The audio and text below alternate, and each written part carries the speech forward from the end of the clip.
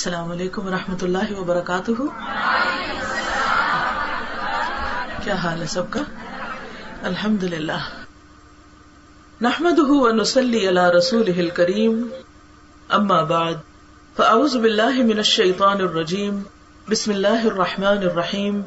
رب اشرح لي صدری ويسر لي امری واحلل عقدۃ من لسانی یفقهوا قولی. فصل 100، پیج 467. اللہ اور رسول کی محبت، اعمال دینیہ کی اصل. دین کے جتنے بھی کام ہیں، جس کو ہم دین کا کام کہتے ہیں، وہ کب درست ہوتا ہے اور کب اللہ کے ہاں قبول ہوتا ہے؟ جب وہ کسی اور انسان کے لیے نہیں، خالص اللہ کے لیے کیا جائے اور اس کی تہ میں اللہ رسول کی محبت ہو. کہتے ہیں کہ ہر عمل خیر و شر، ہر عمل خیر و شر یعنی کوئی بھی نیک یا برا کام، اور فعل حق کو باطل یعنی حق یا باطل کا کوئی کام، اس کی اصل محبت ہے. سمجھ لیجئے کہ اعمال دینیہ کی اصل اللہ اور اس کے رسول کی محبت ہے صلی اللہ علیہ وسلم. مثلاً آج آپ کو اتنی سویرے اتنی دور یہاں کون سی چیز لائی؟ علم کی محبت، سیکھنے کی محبت. اگر یہ محبت نہ ہوتی تو آپ کے لیے آنا آسان نہیں تھا، کیونکہ انسان کو جب تک کوئی مضبوط اس کا ارادہ، یہ بہت بڑی پش پیچھے نہ ہو، تو وہ کام خاص طور پر جو نفس کے خلاف ہوتے ہیں، کہ انسان صبح سویرے اپنے گھر سے نکلے اور بہت سے کام چھوڑ کے نکلے اور اچانک اطلاع ملے کہ نکلے، تو یہ ساری چیزیں بہت مشکل ہوتی ہے. لیکن کون سی چیز انسان کو اٹھا کھڑا کرتی ہے؟ اللہ رسول کی محبت، دین کی محبت، قرآن کی محبت.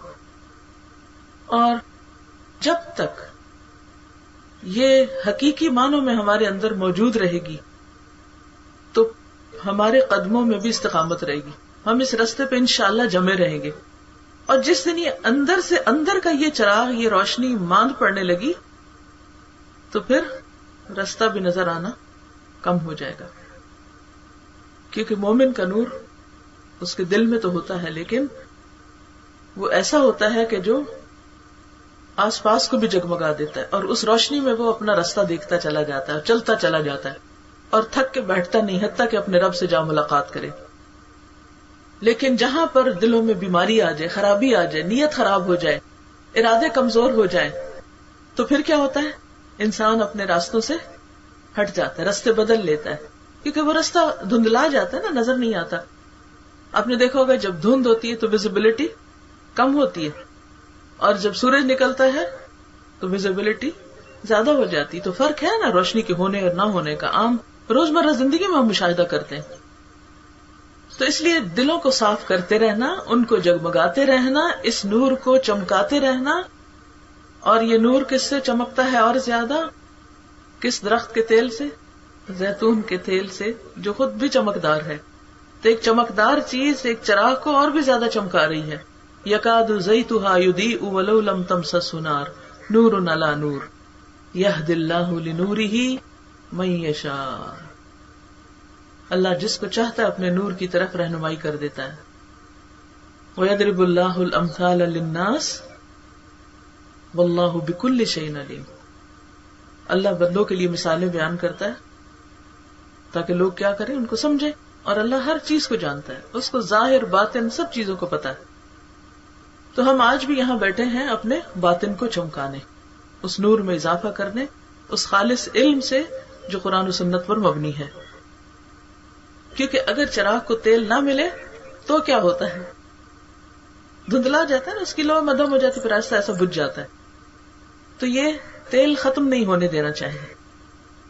لکھتے ہیں کہ اقوال دینیہ، دینیہ کا کیا مطلب ہے؟ دینی اقوال جو باتیں منہ سے کہتے ہیں، قول، دین ریلیٹڈ باتیں، ان کی اصل اللہ اور اللہ کے رسول کی تصدیق ہے. جو ارادہ اللہ اور اللہ کے رسول کی محبت کی تکمیل میں رکاوٹ ہو، کوئی بھی ہماری نیت ارادہ اگر اللہ رسول کی محبت کے راستے میں رکاوٹ ڈالے اور مزاحمت کرے، یعنی کوئی اور چیز ہمیں اپنی طرف کھینچے اللہ رسول سے بڑھ کے، وہ تکمیل و تصدیق میں رکاوٹ پیدا کرتا ہے. گویا پھر آپ نے جو زبان سے کہا اس کی تصدیق نہیں کی عمل سے، کوئی اور چیز بیچ میں حائل آ گئی، مال آ گیا، اولاد آ گئی، کوئی اور نفس کی خرابی آ گئی. ہوتا نا ایسے کہ نہیں؟ آپ رسپانس کریں گے تو مجھے پتا چلے گا یہ باتیں آپ کو کتنے فیصد سمجھ آ رہی ہیں. ٹھیک ہے، کیونکہ کتاب تھوڑی سی ہے مشکل، تھوڑے باتیں مشکل آتی ہیں تو انسان کھو جاتا ہے، تو پھر کھویا ہی رہتا ہے، واپس نہیں پلٹتا. تو اس لیے ساتھ رہیے اور سچا رسپانس کیجیے. یہ نہیں دل میں کچھ اور اوپر سے ہاں ہاں کرتے رہے، اور میں پوچھوں تو کیا. تو ہوش و حواس کے ساتھ کہتے ہیں کہ جو بھی ارادہ انسان مختلف ارادے ہر وقت کرتا رہتا نا، اچھا میں اب یہ کروں گا، میں ایسے کروں گا، ویسے کروں گا، مختلف کاموں کا ارادہ. مثلا آج آپ کا ہو سکتا ہے کہیں اور جانے کا ارادہ ہوتا ہے نا، چھٹی کے دن یا ویکینڈ پہ انسان کئی قسم کے پروگرام بناتا ہے. اچھا، اب ایک طرف یہ ارادہ ہے، دوسری طرف علم سیکھنے کا موقع ہے کہ معلوم ہے کہ اس مجلس سے سیکھیں گے تو انشاءاللہ ایمان میں اضافہ ہوگا، اللہ رسول کی محبت میں اضافہ ہوگا. تو اب یہ دو ارادے آپس میں کیا کرنے لگے؟ کلیش کرنے لگے. اور یہ صرف آج کی مثال سے نہیں، یہ ہر روز ہوتا ہے، نماز پڑھتے وقت بھی، اور کوئی بھی نیکی خیر کا کام جب آپ کرنے لگتے ہیں تو دو ارادے آپس میں کلیش کر جاتے ہیں. اب اگر وہ ارادہ جو اللہ رسول کی محبت کی تکمیل کے راستے میں رکاوٹ بن جائے، تکمیل کا مطلب یہ ایک تو ہے کہ ہم دعویٰ کرتے ہیں محبت ہے، ہمیں محبت ہے، اور ایک یہ ہے کہ عمل سے اس کا ثبوت دینا کہ واقعی محبت ہے. کیونکہ لو کان حبک صادقا لأطعتہ، اگر تمہاری محبت سچی ہوتی تو تم اللہ کے رسول صلی اللہ علیہ وسلم کی اطاعت کرتے. ورنہ محبت کا دعویٰ تو بہت سے لوگ دنیا میں کرتے ہیں، حتیٰ کہ ایسے نان مسلمز بھی نبی صلی اللہ علیہ وسلم کو اپریشیٹ کرتے ہیں جو آپ کو رسول نہیں مانتے، ایک اچھے ہیومن بینگ کی حیثیت سے آپ کی تعریفیں کرتے رہتے ہیں. حتیٰ کہ بعض نان مسلمز نے آپ کی شان میں نعتیں تک لکھی ہیں، اپنی عقیدت اور محبت کا اظہار کیا ہے. لیکن کیا ایسی محبت اور عقیدت اللہ کے ہاں قابل قبول ہے؟ نہیں. کیوں؟ اس لیے کہ محبت اس لیے ہے کہ اس کی تصدیق کی جائے، پھر رسول کے رسول ہونے کی تصدیق کی جائے، اور جو وہ لایا ہے اس کی تصدیق کی جائے، اور جن چیزوں کا وہ حکم دیتا ہے، جس چیز پر عمل کے لیے کہتا عمل کر کے تصدیق کی جائے. تو جو ارادہ، جو پلان اللہ رسول کی محبت کے راستے کی تکمیل کے راستے میں رکاوٹ بنے، مزاحمت پیدا کرے، یہ اصل ایمان کے خلاف ہے. کیونکہ ایمان مکمل ہی نہیں ہوتا کب تک؟ جب تک اللہ رسول ہر چیز سے زیادہ محبوب نہ ہو جائے. حدیث میں واضح آتا ہے نا، ساری احادیث آپ کو پڑھی ہوئی ہیں، سنی ہوئی ہیں، بس یہ انہی احادیث کو ایک اور انداز میں سمجھانے کے لیے بات کر رہے ہیں. اس سے ایمان کی جڑیں بہت ہی کمزور ہو جاتی، یعنی جس ایمان کے پیچھے محبت نہ ہو وہ ایمان ویک ایمان ہے. اور جب ویک ایمان ہوتا ہے تو انسان کے اندر کوئی اچھا کام کرنے کی موٹیویشن ہی نہیں ہوتی. دیکھیے، لوگوں کی دنیا میں مختلف کام جو آپ کو نظر آتے ہیں نا، تو یہ مختلف چیزوں کی محبت کی وجہ سے لوگ کرتے ہیں. کبھی وہ اپنی ذات سے محبت کرتے ہیں تو اپنی سیٹسفیکشن کے لیے کوئی کام کر رہے ہوتے ہیں. کبھی وہ کسی عورت سے محبت کرتے ہیں تو اس کو خوش کرنے کے لیے تاج محل بنا دیتے ہیں. کبھی وہ کوئی اور پیشن ہوتا ہے لائف میں ان کا، کسی ڈگری کی محبت، کسی عہدے کی محبت، کسی خاص چیز کی محبت، تو وہ چیز ان کو جگائے رکھتی ہے، کام کروائے رکھتی ہے، اور وہ ان کے لیے سبب بنتی. اب ہمارا امتحان کیا ہے کہ ہمارا ایمان جب مکمل ہوگا، اعمال جب قبول ہوں گے، جب ان کی طے میں ان کے پیچھے نہ کسی انسان کی محبت، نہ کسی عورت کی محبت، نہ کسی عہدے کی محبت، اور نہ ہی کسی اور چیز کی محبت، بس صرف اللہ اور اس کے رسول کی محبت ہی موٹیویشنل فیکٹر ہے کہ ان کی محبت ہم سے کرا رہی. اللہ سے محبت ہے اس لیے تہجد کے لیے اٹھتے ہیں. یہ نہیں کہ وقتی طور پہ کوئی دعا مانگنی تھی تو اس لیے اٹھ کے اپنے کسی مقصد کے لیے، ٹھیک ہے وہ بھی اللہ کہتا ہے مانگو اٹھ کے، لیکن پسندیدہ کیا ہے؟ اللہ کی محبت. کسی کو کھلاتے ہیں تو نمائش کے لیے نہیں، دکھاوے کے لیے نہیں، کسی سے تعریف چاہنے کے لیے نہیں. کس لیے؟ وَيُطْعِمُونَ الطَّعَامَ عَلَىٰ حُبِّهِ، اللہ کی محبت میں. تو بہت سے کام ایسے ہیں کہ جو ہو ہی نہیں سکتے جب تک اللہ رسول کی محبت نہ ہو. اور اگر کبھی انسان کر بھی لے کسی مجبوری سے تو اس میں استقامت تو ہو ہی نہیں سکتی. انسان اس راستے پہ چل ہی نہیں سکتا کیونکہ ہر محبت کے پیچھے دشمنیاں آ جاتی. انسان جب کسی سے محبت کرتا ہے تو اس محبت کی وجہ سے اور لوگ دشمن بن جاتے ہیں, مخالفتیں شروع ہو جاتی, بعض اوقات آپ کے اپنوں کی طرف سے مخالفتیں شروع ہو جاتی. تو ایسے میں انسان پھر شک میں پڑ جاتا ہے, شیکی ہو جاتا ہے, پھر اس کام کو چھوڑ بیٹھتا ہے جو اس کو کرنا چاہیے تھا. استقامت تو گئی. تو منافقین جو تھے ان کا حال کیا تھا؟ ان کے دل بیمار تھے, ان میں اللہ رسول کی محبت نہیں تھی, اس لیے ان کے اعمال قابل قبول نہ تھے. کس کی محبت تھی اللہ رسول کی بجائے؟ دنیا کی محبت, مال کی محبت, گھروں کی محبت. اسی لیے جنگ تبوک میں بہت سے نہیں گئے تھے اور بہانے بنا لیے تھے. تو بہت دفعہ ایسا ہوتا ہے کہ لوگ ایک جینوئن کام میں شرکت سے صرف معمولی معمولی باتوں کو عذر بنا کے پیچھے ہٹ جاتے ہیں. تو بہت ضروری ہے کہ انسان اپنے آپ کو کھنگالتا رہے, اور یہ ہم اپنا جائزہ خود ہی لے سکتے. کوئی ہمارے اندر نہیں جھانک کے ہمیں بتا سکتا کہ تمہاری محبت اللہ رسول سے کتنی, یہ ہمیں خود ہی دیکھنا ہوگا. کیونکہ باقی محبتیں ناپائیدار ہیں, جیسے انسان ناپائیدار ہے, ان کی محبتیں بھی ناپائیدار ہیں. تو اللہ تعالیٰ نے ہمیں ایسی مضبوط بنیاد دی کہ جو ٹوٹنے والی نہیں. فَمَن يَكْفُرْ بِالطَّاغُوتِ وَيُؤْمِن بِاللَّهِ فَقَدِ اسْتَمْسَكَ بِالْعُرْوَةِ الْوُثْقَى لَا انفصام لَهَا. پھر عدم استقامت کا ڈر ہی نہیں رہتا. ٹھیک ہے انسان کو اپنے اوپر بھروسہ نہیں ہوتا, لیکن جب اللہ سے تعلق مضبوط ہوتا ہے اور اس کی کوشش میں لگا رہتا ہے تو وَالَّذِينَ جَاهَدُوا فِينَا لَنَهْدِيَنَّهُمْ سُبُلَنَا, اللہ اپنا وعدہ پورا کرتا ہے. پھر تو کہتے ہیں کہ یہ اصل ایمان کے خلاف ہے. کیا چیز؟ جو ارادہ ایمان کی تکمیل کے راستے میں رکاوٹ بنے. یہ ارادہ اگر قوی, یعنی کون سا ارادہ؟ جو تکمیل کی راہ میں رکاوٹ والا, یعنی مضبوط ہو جائے, زیادہ تیز اور زیادہ مضبوط ہے, تو وہ اصل محبت اور تصدیق کے بالکل مخالف اور معارض ہو جاتا ہے. پھر انسان کی دلچسپیاں بالکل بدل جاتی ہیں, کہیں اور چل پڑتا ہے, کچھ اور کرنے لگتا ہے, دن رات کسی اور شغل میں مشغول ہو جاتا ہے. نوبت کفر اور شرک, بلکہ شرک اکبر تک پہنچ جاتی ہے. اگر اصل محبت و تصدیق کے معارض اور مخالف نہیں, کون سی چیز, کون سا ارادہ جو اس محبت کی تکمیل میں رکاوٹ ڈالنے والے, اگر تو وہ بہت قوی ہو گیا پھر تو ایمان کا خطرہ, شرک آ گیا. اور اگر وہ زیادہ قوی تو نہیں لیکن ہے صحیح, تو یہ لابدی ہے. لابدی کا مطلب ہے لازم ہے کہ ارادہ محبت اور تصدیق کی تکمیل میں, یعنی اس کو مکمل کرنے میں قباحت اور رخنے ضرور ڈالتا ہے. یعنی جب تک اللہ رسول کی محبت ہر چیز سے زیادہ نہیں ہو جاتی, ہر چیز سے, اور کہیں کوئی بھی اور محبت گوشے کہیں میں چھپی ہوئی ہے, تو اس کا نقصان کیا ہوگا؟ انسان کو دین کے راستے پہ چلنے میں وہ محبت رکاوٹ بن جائے گی, اس میں رکھنے ڈال دے گی. پھر انسان بہانے کرنے لگے گا, بچے چھوٹے ہیں, مجبوریاں ہیں, طبیعت ٹھیک نہیں, اور کئی چیزیں. اسے کمزور کر دیتا ہے. کس کو؟ ایمان کو. اور بندے کی عزیمت اور ہمت, قوت پرواز اور قوت طلب میں فتور اور نقص پیدا کر دیتا ہے. عزیمت کا کیا مطلب ہوتا ہے؟ ڈٹرمنیشن, کسی کام کے کرنے کا پکا ارادہ. تو انسان موڈ بدل جاتا ہے اس کا.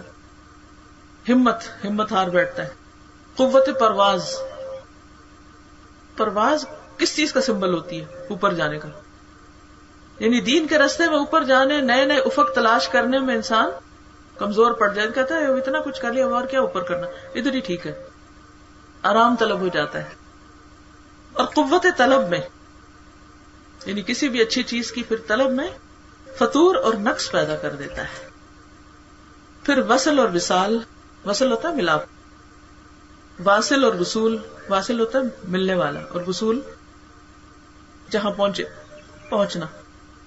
اور حصول مطلوب کی راہ میں, یعنی جو مقصد زندگی ہوتا ہے, یا اللہ رسول کی محبت کو حاصل کرنے کا جو شوق ہوتا ہے، حصول مطلوب، اس کی راہ میں یہ چیز ایک زبردست حجاب بن جاتی ہے، طالب کی راہ کاٹ دیتی ہے اور راغب کی رغبت کو تلخ کر دیتی ہے۔ کیا سمجھ میں آیا؟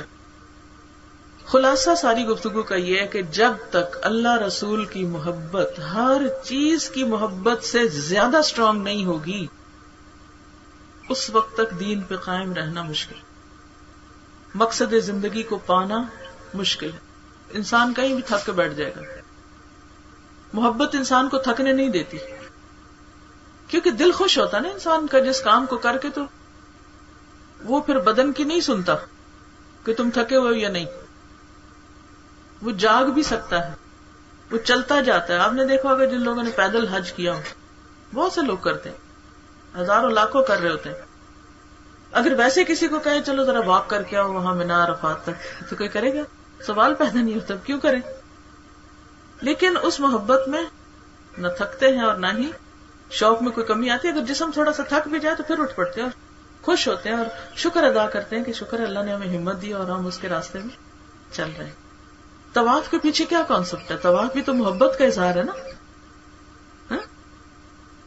طواف میں بس چل رہا ہے انسان، چل رہا ہے، گھوم رہا ہے، کس کی محبت میں؟ اللہ کی محبت میں۔ تو یہ محبت ایسی چیز ہے کہ جو انسان کو تھکنے نہیں دیتی، بیٹھنے نہیں دیتی، اور یہ مطلوب ہے۔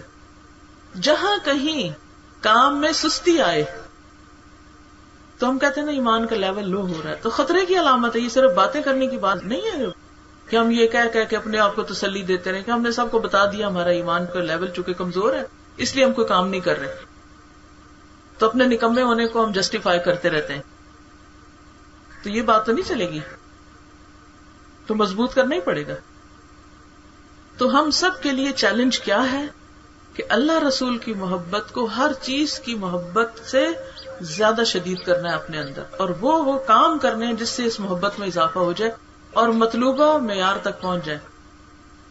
آپ دیکھیں کہ اگر ہمارا بلڈ پریشر لو ہو جائے تو ہم کتنے فکر مند ہو جاتے ہیں، بخار تیز ہو جائے تو کتنے پریشان ہو جاتے ہیں۔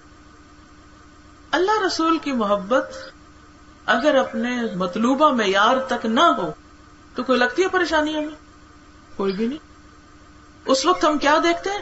یہ چاروں طرف سارے لوگ بھی تو بچوں کی محبت میں جی رہے ہیں، مال کی محبت میں بھاگ رہے ہیں، گھروں کی محبت میں گھروں میں بیٹھے ہوئے ہیں، تو ہم تو پھر بالکل ہی اجنبی ہو گئے۔ تو انسان کس کو معیار بنائے؟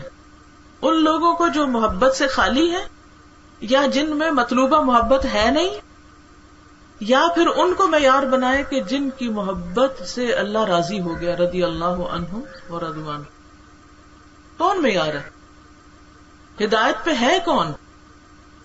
صراط الذین انعمت علیہم، جن پہ اللہ نے انعام کیا وہ ہیں صراط مستقیم پر، ان کے رستے پہ چلنے والے سیدھی راہ پہ ہیں۔ تو جب کبھی آپ دین کے کام، مثلا نماز آپ کی ٹھیک نہیں ہے، یا صدقہ کرنے کو دل نہیں چاہتا، یا اور اسی طرح کی جو بھی نیکی، یا دین پڑھنے پڑھانے کو دل نہیں چاہتا، دین کا کام کرنے سے تھک گئے ہیں، کوئی بھی کام جو پروجیکٹ آپ کے ذمہ ہے، اور آپ کے منہ سے یہ نکلنے لگ گیا میں تھک گئی، اب میں نہیں کر سکتی، اب بس میں چھوڑ دوں گی یہ کام، تو یہ کس چیز کی علامت ہے؟ جی کس چیز کی علامت ہے؟ ایمان کی کمزوری کی، محبت کی کمی کی۔ کیونکہ اگر اللہ رسول کی محبت نے ہمیں قرآن کے ساتھ جوڑا ہے تو پھر وہ تو مرتے دم تک جڑے رہنا چاہیے، اسے تو کمی نہیں آنی چاہیے۔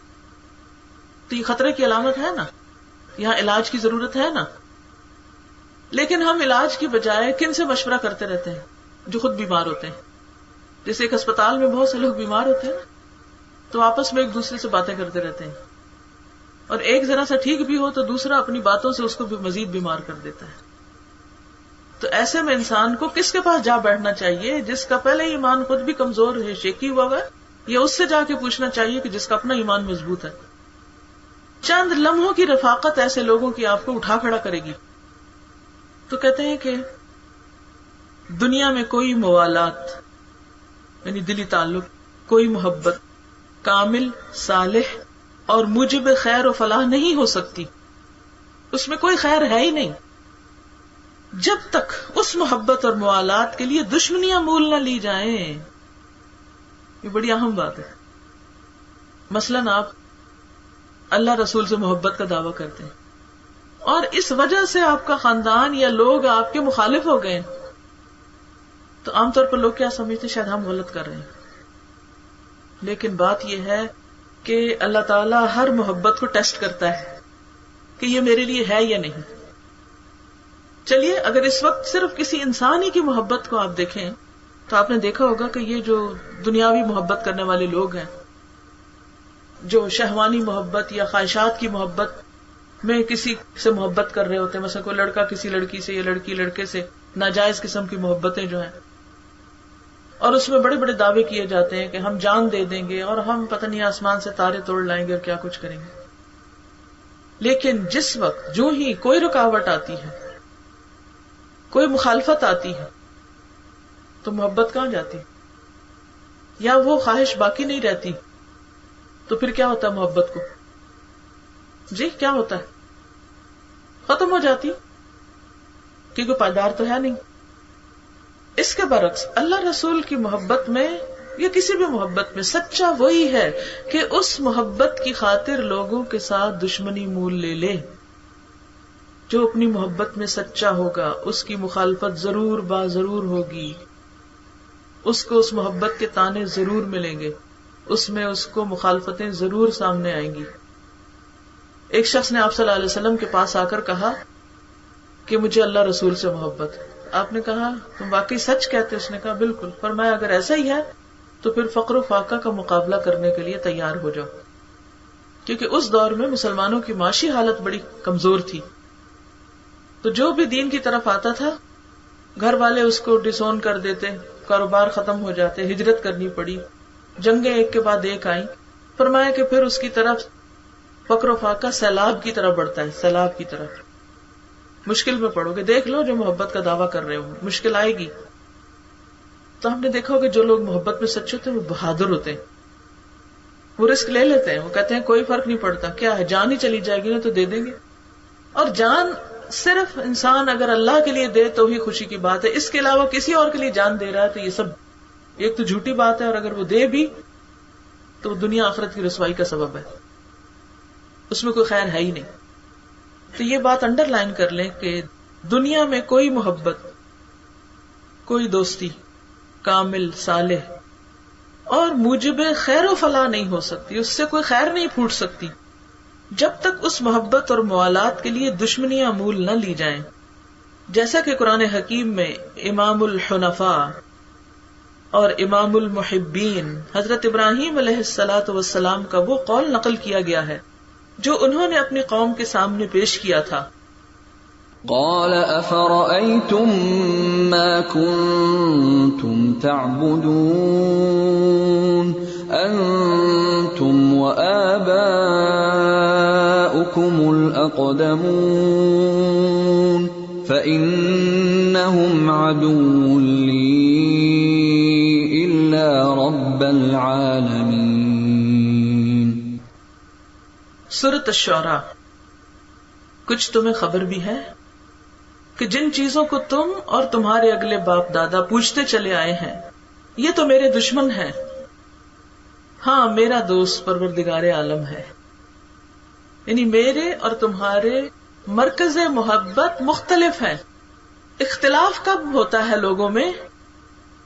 اتحاد کب ہوتا ہے؟ جب مرکز محبت ایک ہوتا ہے، سب ایک رخ کی طرف رخ کیے ہوئے، ایک سمت کی طرف، دل بھی جڑے ہوئے ہوں گے. لیکن جب مرکز محبت بدل جائے، ایک اس سے محبت کر رہا ہے، وہ اس سے کر رہا ہے، تو اختلاف اور فتنہ پردازی لازم ہے، کیونکہ مرکز محبت تبدیل ہو گیا. مثلا آپ کی کسی شخص سے بڑی دوستی تھی، اٹھنا بیٹھنا، تعلقات، بہت کچھ، لیکن آہستہ آہستہ وہ کم ہوئی، پھر آہستہ آہستہ ختم ہو گئی، پھر ایک دوسرے کی مخالفت شروع ہو گئی. یہ کب ہوا؟ کیوں ہوا؟ کیسے ہوا؟ وجہ کیا تھی؟ جو محبت کی وجہ تھی وہ باقی نہ رہی. محبت کی جو اصل وجہ تھی وہ ہٹ گئی. یہ کل میں پڑھا رہی تھی, کسی بچی نے ایک کاغذ مجھے دیا, آج صبح اس کو میں نے پڑھا, لیکن انہوں نے بڑے اچھے طرح یہ بات واضح کی ہے.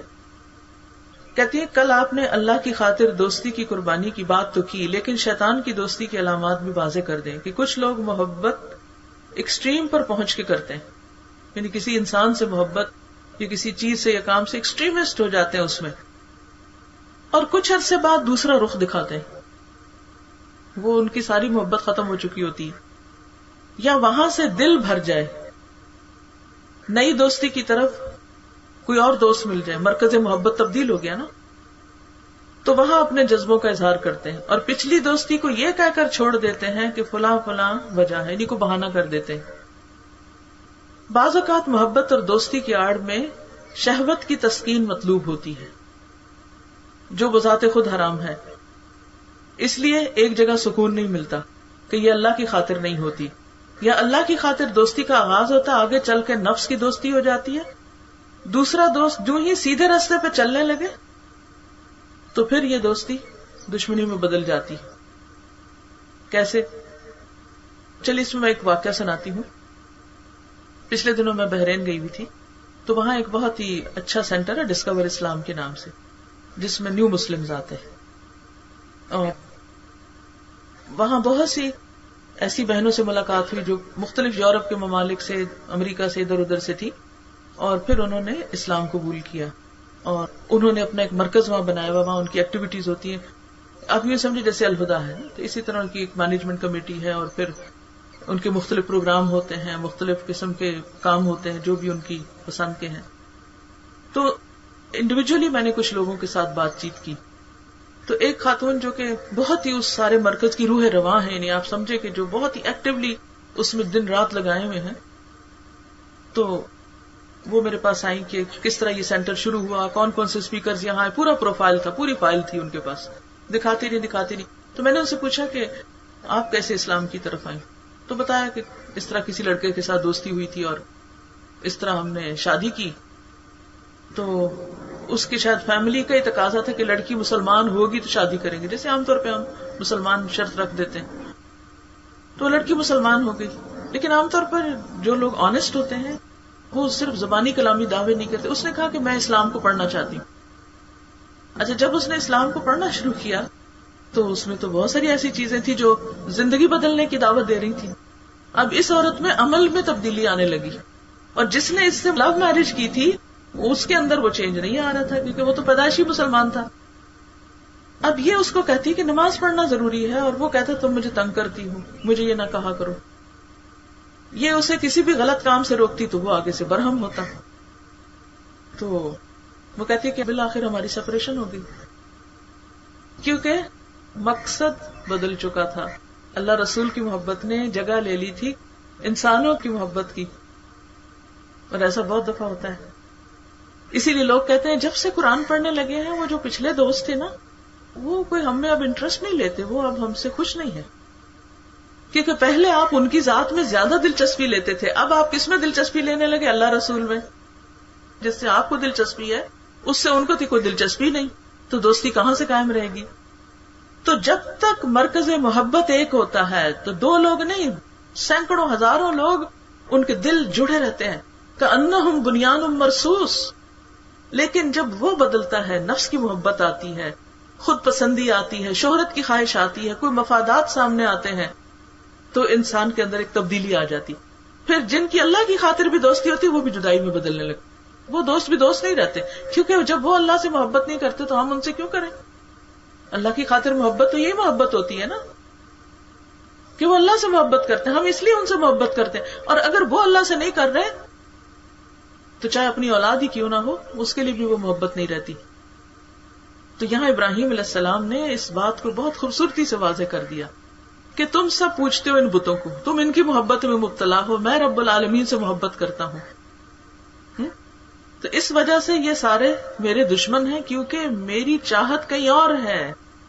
اچھا, دشمنیاں بھی کب ہوتی ہیں؟ آپ نے دیکھا ہوگا بعضوں کا دو لوگوں کی دوستی ہوئی, ایک نے کسی اور سے دوستی کر لی. اب یہ جو پہلا شخص تھا اس کو یہ بات بہت بری لگی. اب یہ اپنے محبوب سے محبت کرے گا یا دشمنی؟ حتیٰ کہ قتل تک کر دیتے ہیں لوگ. سنا ہوگا نا آپ نے کہ وہ عاشق نے معشوقہ کو قتل کر دیا کیونکہ وہ اس کو دھوکہ دے گئی یا پتہ نہیں کیا ہوا، جو بھی وجہ ہوئی. تو بات یہ ہے کہ محبت کی وجہ سے صرف اتفاق اور اتحاد نہیں، محبت کے مرکز کی تبدیلی کی وجہ سے اختلاف اور عداوت اور دشمنی بھی ہوتی ہے.